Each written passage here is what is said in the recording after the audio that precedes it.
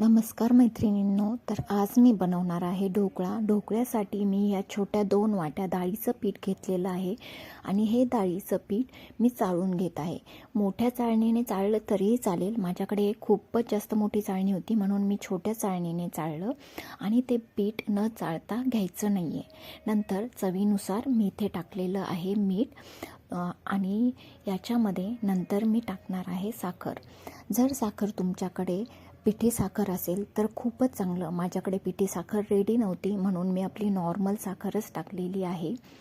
आणि आता हे नंतर टाकत आहे हळद. तर हे सगळं मिश्रण आता आपण एकत्र करून घेणार आहोत. याच्यामध्ये पाणी टाकायच्या पहिलेही तुम्ही थोडंसं व्यवस्थित हे एकत्र करून घ्या, जेणेकरून त्याच्यात गोळी होणार नाही आणि ते व्यवस्थित मिक्स होईल.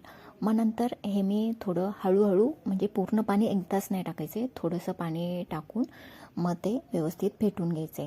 आणि हे फेटताना बरोबर एका साईडनेच हे खूप चांगलं व्यवस्थित एकदम फेटून घ्यायचं आहे. तुम्हाला जेवढं फेटता येईल तेवढं फेटलं तर खूपच उत्तम आहे. त्याने ढोकळा हा चांगल्यापैकी स्पॉन्जी बनतो. आता हे मिश्रण फेटून झाल्यानंतर मी त्याच्यात टाकणार आहे इनो. मी खायच्या सोड्याचा वापर करत नाही आहे कारण त्याचं प्रमाण मला कळालं नसतं किती टाकावं काय. तर हे मी 2 वाट्यासाठी पूर्ण एक जी इनोची पुडी आहे ती पूर्ण टाकलेली आहे. आणि इनो टाकल्यानंतर खूप जास्त न फेटता हलक्या हाताने हे मिश्रण फेटून घ्यायचं आहे. आणि हे बघू शकता आता हे किती म्हणजे स्पॉन्जी टाईप किती फुगलेलं आहे. आता आपण ढोकळा या पातेल्यामध्ये बेक करणार आहे. जसं केक बेक करतो तशाच टाईपमध्ये एक थोडंसं मोठं पातेलं घ्यायचं आणि त्याच्यात थोडंसं पाणी टाकायचं आणि एक स्टीलचं स्टँड वगैरे तुमच्याकडे जे काय असेल ते त्याच्यात ठेवायचं आहे.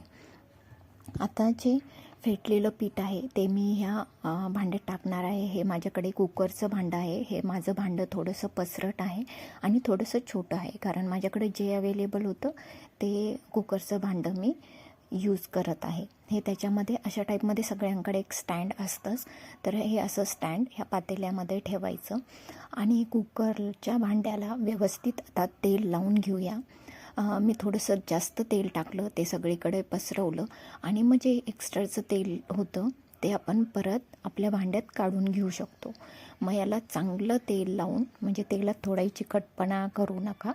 आणि आता जे आपलं मिश्रण आहे ढोकळ्याचं ते मी ह्या डब्यात टाकत आहे. त्याला जास्त काहीच म्हणजे हलवायचं नाही आहे. एकदम नॉर्मली ते त्या भांड्यात टाकून द्यायचं. थोडंसं त्याचे बबल्स जातील एवढं हलवलं तरी चालेल. आता हे व्यवस्थित आपलं मिश्रण तयार होऊन आपण त्याच्यात टाकलेलं आहे. तुमच्याकडे जर माझं जास्त पसरट भांडं आहे, ह्याच्यापेक्षा छोटी साईजवालं भांडं असेल तर खूप चांगलं होईल कारण जो स्पॉन्जी होईल ढोकळा जो फुगेल तो एकदम व्यवस्थित दिसून जाईल.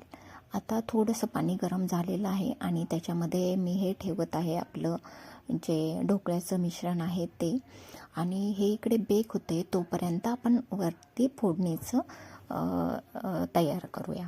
तर याच्यात या कढईमध्ये मी ठेवलेलं आहे तेल तापायला आणि त्याच्यानंतर तेल कडक झाल्यानंतर त्याच्यात टाकलेली आहे मोहरी व्यवस्थित फुटू द्यायची आहे.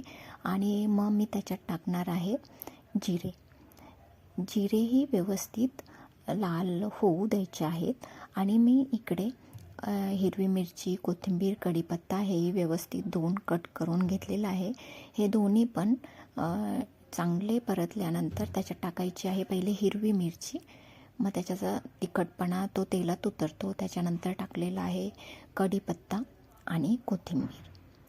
मग हे अशीच फोडणी न देता आपण त्याच्यात टाकणार आहोत थोडंसं पाणी. आपल्या ढोकळ्याचं जे प्रमाण आहे त्याच्यानुसार आपल्या फोडणीत टाकायचं आहे थोडंसं पाणी, कारण इथे आपण चटणी वगैरे तयार करणार नाही आहेत. तर हेच पूर्ण आणि पाणी आपण त्या ढोकळ्यावर टाकणार आहोत. तर याच्यात आपण टाकणार आहे साखर ही थोडीशी जास्त प्रमाणात टाकायची आहे कारण त्याची टेस्ट ही पूर्ण ढोकळ्याला येईल.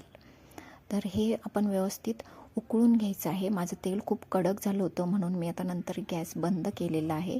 आणि हे जे आपलं फोडणीचं जे मिश्रण आहे ते आता चांगल्यापैकी तयार झालेलं आहे. आणि हा आपला ढोकळा तोही स्पॉन्जी असा व्यवस्थित झालेला आहे. तर मी सांगितल्याप्रमाणे तुम्ही एक छोटंसं भांडं घ्या, म्हणजे त्याच्यात व्यवस्थित फुगलेला ढोकळा तुमचा दिसेल. आणि जे पाणी आपण तयार केलेले आहे ते थोडंसं थंड होऊ द्यायचं आणि मग हे पूर्ण ढोकळ्यावर टाकायचं. कारण तसाच आपण ढोकळा खाल्ला तर तो घशामध्ये खूप अडकल्यासारखं होतं. तर खूप म्हणजे बऱ्यापैकी पाणी टाकायचं याच्यात, मग त्याची टेस्टही छान लागते.